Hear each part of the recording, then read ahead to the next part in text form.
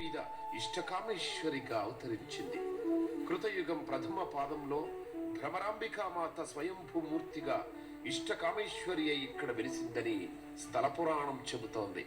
నేలలోకి చిన్న గుహలా ఉన్న ఈ ఆలయం లోపలి భాగంలో అమ్మవారు కొలువైన చోటికి భక్తులు ఇదిగో ఇలా పాకుతూ వెళ్ళాలి. ఒకేసారి నలుగురు మాత్రమే గర్భాలయంలో కూర్చునే అవకాశం ఉంటుంది. భక్తులు స్వయంగా అమ్మవారికి అభిషేకం అర్చనలు చేసుకునే అవకాశం ఉంటుంది.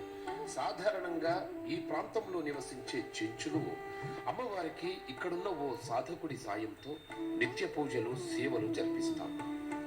ఇష్టకామేశ్వరిగా ఈ ఆలయంలో కొలువుదీరిన అమ్మ విగ్రహానికి ఉన్న విశేషాలు అన్నీ ఇన్ని కావు. త్రిపుర సుందరి శంభు మోహిని నాదరూపిణి భవానీ దాక్షాయని కాత్యాయని కరుణించముని భక్త కోటిని పరమేశ్వరి భువనేశ్వరి ఈశ్వరి కాదంబరి రాజేశ్వరి శుభకరి త్రిపుర సుందరి శంభు మోహిని నాదరూపిణి భవానీ దాక్షాయని